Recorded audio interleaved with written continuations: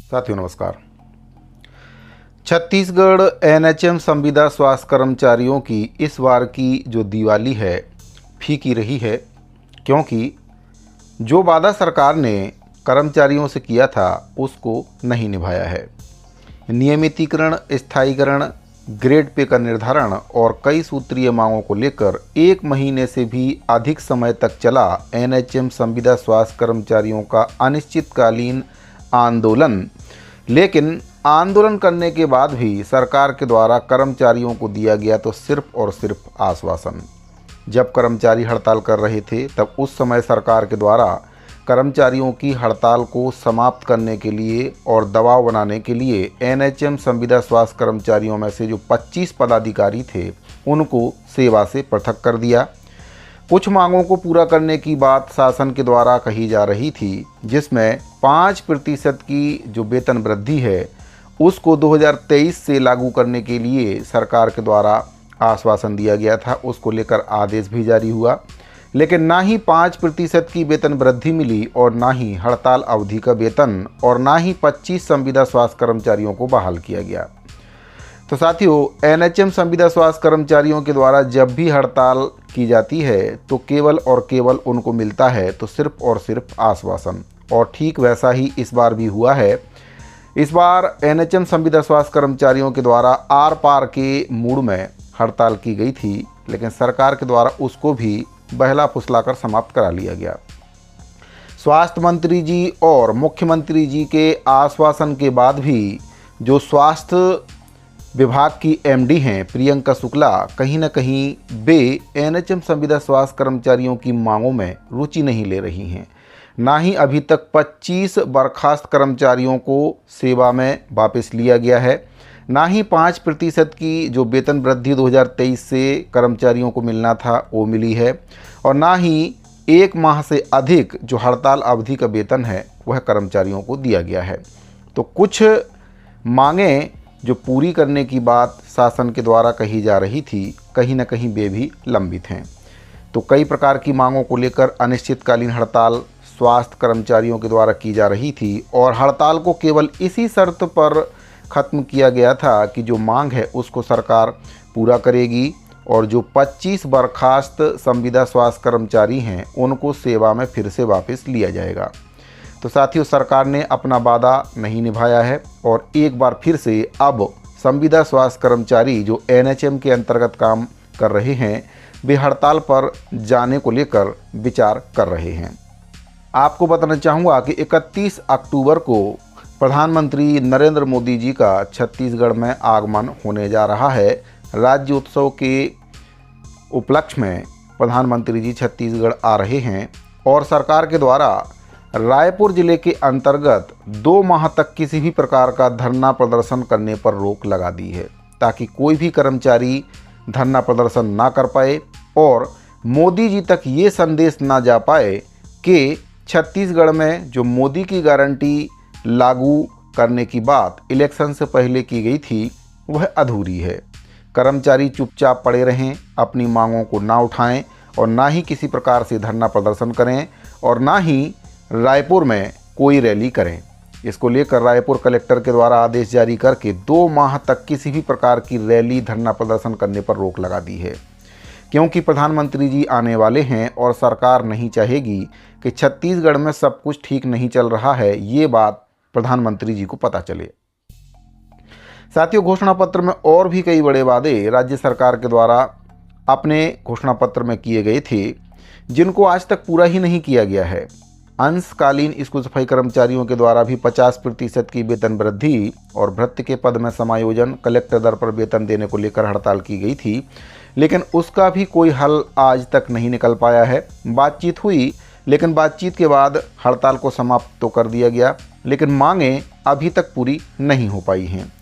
जब सरकार अपने ही घोषणा पत्र के वादों को पूरा नहीं कर पा रही है तो ये कैसे उम्मीद कर लें कि वे जो वादे कर्मचारियों से नहीं किए हैं उसको कैसे पूरा करेंगे, क्योंकि जो घोषणा पत्र बनाया गया था उसमें कर्मचारियों के नियमितीकरण का वादा कहीं पर भी नहीं किया गया है। केवल मौखिक रूप से सरकार के जो मंत्री हैं उनके द्वारा वीडियो जारी करके कहा गया था कि अगर हमारी सरकार बनी तो हम छत्तीसगढ़ के कर्मचारियों को ठीक उसी प्रकार से सेवाओं का लाभ देंगे जैसे कि मध्य प्रदेश और हरियाणा की सरकार के द्वारा दिए जा रहे हैं।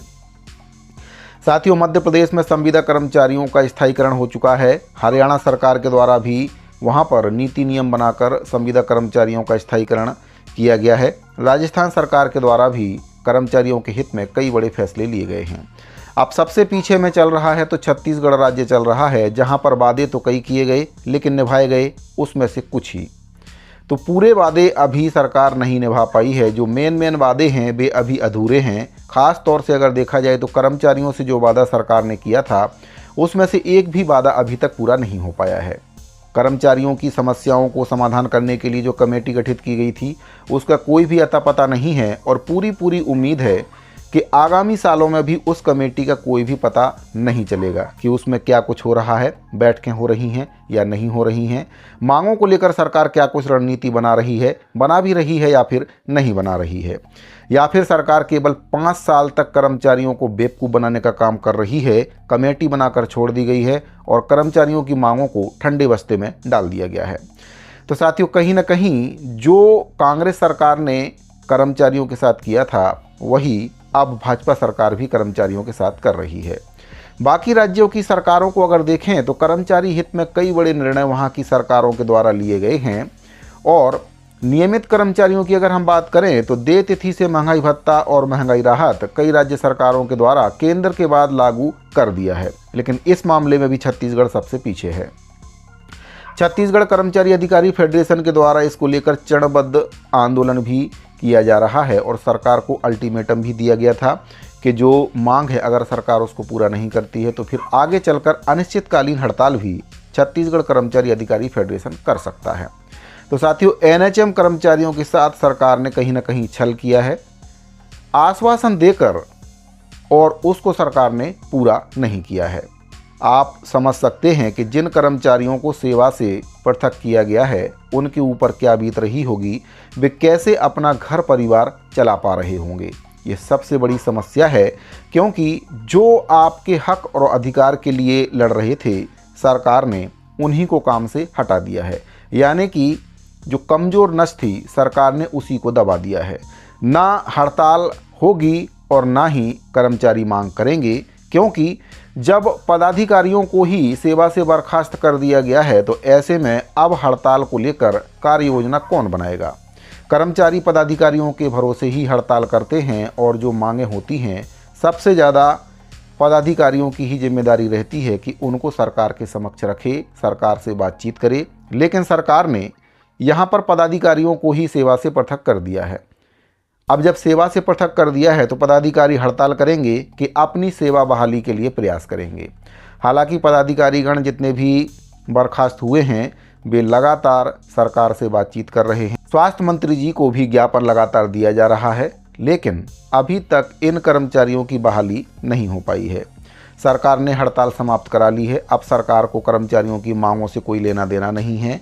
जो बर्खास्त हुए हैं अब वे 6 महीने तक ऐसे ही सरकार के मंत्रियों के, विधायकों के आगे पीछे घूमते रहेंगे, ज्ञापन देते रहेंगे और सरकार को एक लंबा समय मिल जाएगा हड़ताल रुकवाने का।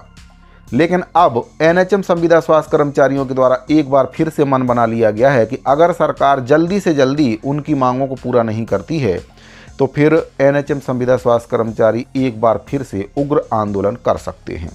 और संभवतः जो राज्य उत्सव है जिसके उपलक्ष्य में माननीय प्रधानमंत्री नरेंद्र मोदी जी छत्तीसगढ़ आ रहे हैं, हो सकता है कि उसी दौरान एनएचएम संविदा स्वास्थ्य कर्मचारी हड़ताल कर दें, जिससे सरकार की मुसीबतें बढ़ सकती हैं। छत्तीसगढ़ सरकार को चाहिए और प्रदेश के स्वास्थ्य मंत्री जी को भी चाहिए कि कर्मचारियों से जो वादा उनके द्वारा किया गया था, हड़ताल रुकवाने के लिए जो आश्वासन कर्मचारियों को दिया गया था उसको वे पूरा करें और जल्द से जल्द उन 25 संविदा स्वास्थ्य कर्मचारियों को बहाल करें जिनको हड़ताल के दौरान उनके द्वारा बर्खास्त किया गया था। क्योंकि उनका भी घर परिवार है, उनके भी बच्चे हैं, उनका भी अपना खर्चा है और ऐसे में वे कैसे अपना घर खर्च चला पाएंगे, ये केवल बेबर्खास्त कर्मचारी ही बता सकते हैं कि उनके ऊपर इस समय कितना बड़ा संकटों का पहाड़ टूट गया है। क्योंकि कर्मचारियों के पास नौकरी के अलावा और कोई भी आय का साधन नहीं रहता है, और जब वही साधन छिन जाता है तो फिर वे कैसे अपना घर परिवार चला सकते हैं। ये दिवाली एनएचएम संविदा स्वास्थ्य कर्मचारियों की फीकी रही है, क्योंकि उनको वेतन भी नहीं मिला है। 5% का जो इंक्रीमेंट वृद्धि सरकार के द्वारा किया जाना था वह भी उनको नहीं मिला है। जो वादे सरकार के द्वारा किए गए थे वे पूरे नहीं हुए हैं। ऐसे में लग रहा है कि अगले 5 साल तक सरकार कर्मचारियों की किसी भी प्रकार की कोई भी मांग को पूरा करने के विचार में नहीं है, और अगर ऐसा ही रहा तो आगे चल के सरकार के खिलाफ कर्मचारी मोर्चा भी खोल सकते हैं। लगभग सभी विभागों का यही हाल है। मैं केवल स्वास्थ्य विभाग की बात नहीं कर रहा हूँ। अनियमित संविदा, दैनिक वेतनभोगी कर्मचारी, प्लेसमेंट, मानदेय, जॉब दर, हर विभाग में कर्मचारी प्रताड़ित हैं। काम अधिक है, वेतन कम है। काम का कोई अता पता नहीं है। कोई 8 घंटे काम ले रहा है, किसी विभाग में 12 घंटे काम लिया जा रहा है, और कहीं कहीं पर तो कर्मचारियों को 24 घंटे काम लिया जा रहा है, उनको छुट्टी ही नहीं मिल रही है। तो ये कहीं ना कहीं कर्मचारियों को प्रताड़ित करने का काम हो रहा है। विभाग के द्वारा भी प्रताड़ित किया जा रहा है, और सरकार के द्वारा भी कर्मचारियों को लगातार प्रताड़ित किया जा रहा है। कर्मचारियों ने बहुत ही उम्मीद के साथ भाजपा सरकार को चुना था, भाजपा सरकार को वोट दिया था, और भारी बहुमत से छत्तीसगढ़ में भाजपा की सरकार बनी थी। लेकिन सरकार कर्मचारियों की जो उम्मीद है उस पर खरी नहीं उतर रही है। इससे कर्मचारियों में कहीं ना कहीं सरकार के प्रति बहुत ही ज़्यादा आक्रोश देखने को मिल रहा है। अगर जल्द ही सरकार के द्वारा इस पर कोई ठोस कदम नहीं उठाया गया तो आगामी चुनाव में हो सकता है कि सरकार को इसका भुगतान करना पड़े। समय रहते अगर सरकार कर्मचारियों से बातचीत करके उनकी समस्याओं को हल कर देती है तो ठीक है, नहीं तो कर्मचारी भी इस बार मन बना चुके हैं कि जिस प्रकार से कांग्रेस सरकार को उखाड़ फेंका था, भाजपा सरकार का भी हो सकता है वैसा ही हश्र हो जाए।